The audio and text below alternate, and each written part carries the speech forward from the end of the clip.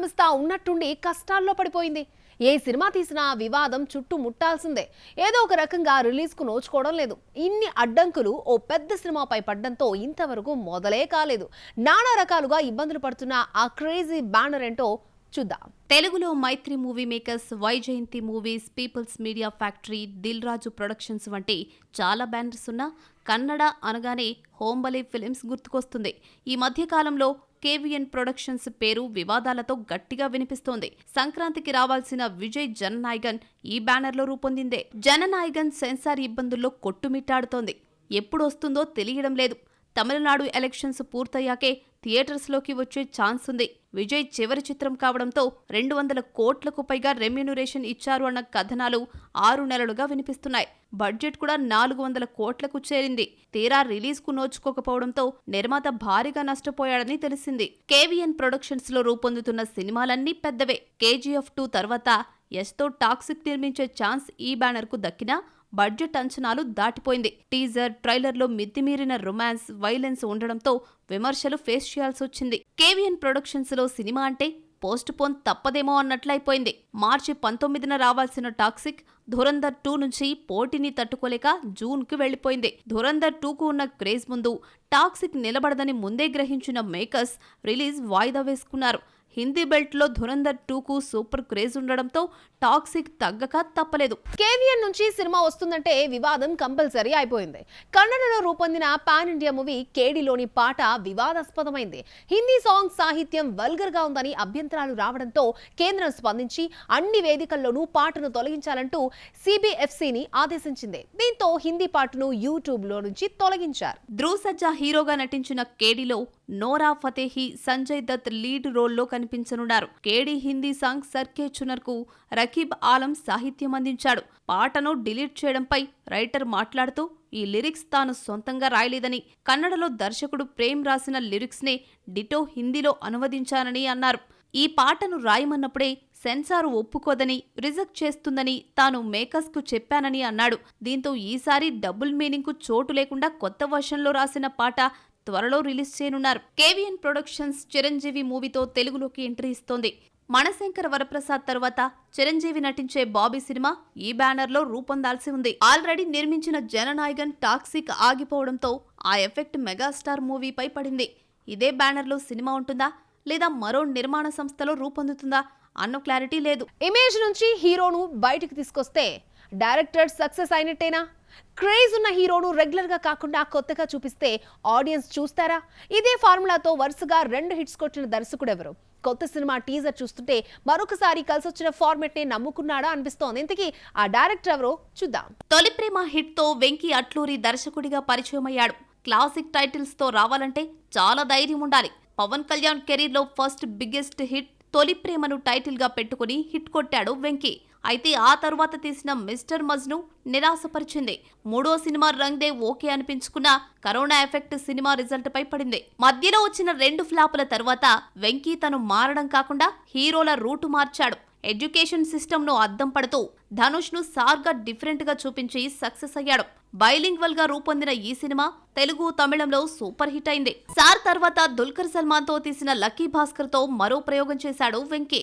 Hero చేస్తోంది తప్పే అయినా ఆ ఫీలింగ్ లేకుండా జాలి కలిగించేలా వెంకీ మేకింగ్ ఆకట్టుకుంది. హీరోలోని నెగిటివ్ యాంగిల్ ను పాజిటివ్ గా మార్చడం కత్తి మీద సాములాంటిదే అయినా విజయం సాధించాడు. యాక్షన్ మూవీస్ ఎన్ని చేసినా సూర్యకు సక్సెస్ దక్కలేదు. కంగువా, రెట్రో వంటి యాక్షన్ మూవీస్ డిజాస్టర్స్ నే మిగిల్చాయి.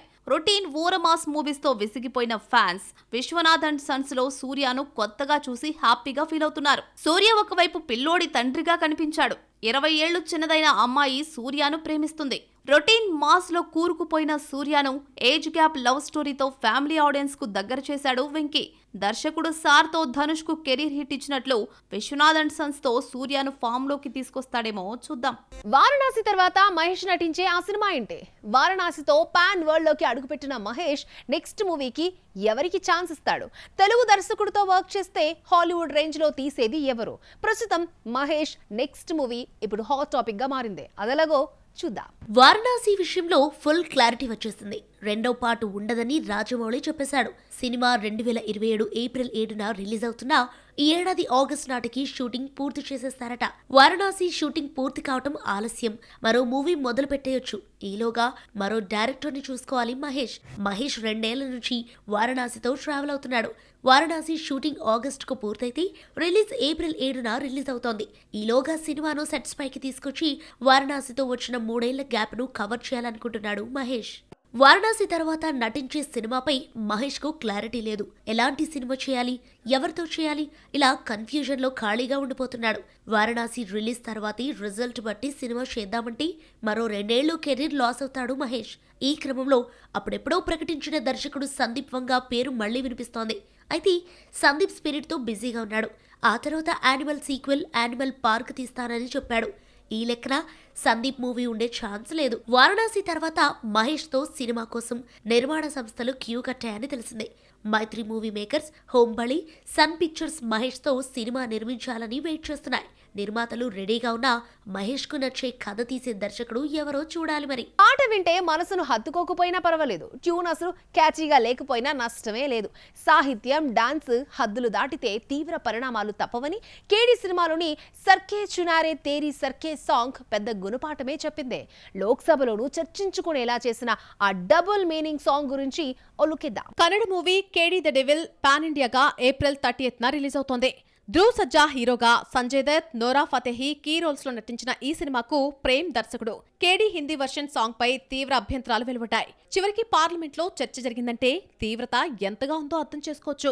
లోక్సభలో పాట ప్రస్తావన రాగానే భావ వ్యక్తీకరణ హద్దుల్లో ఉండాలని కేంద్ర మంత్రి అశ్విని వైష్ణవ్ హెచ్చరించారు. హద్దు మీరినందుకే పాటను బ్యాన్ చేశామన్నారు. నోరా ఫతేహీ ఎన్నో ఐటెం సాంగ్స్, రొమాంటిక్ సాంగ్స్ చేసినా రాని వివాదం కేడీ తీసుకొచ్చింది. కాంట్రవర్సీ ముదిరి పాకన పడ్డంతో నోరా ఫతేహీ స్పందిస్తూ ఈ పాటను 3 ఏళ్ల క్రితమే చిత్రీకరించారు. అప్పట్లో కన్నడ అర్థం కాదు కాబట్టి వాళ్లు చెప్పిన దాన్నే నమ్మారు.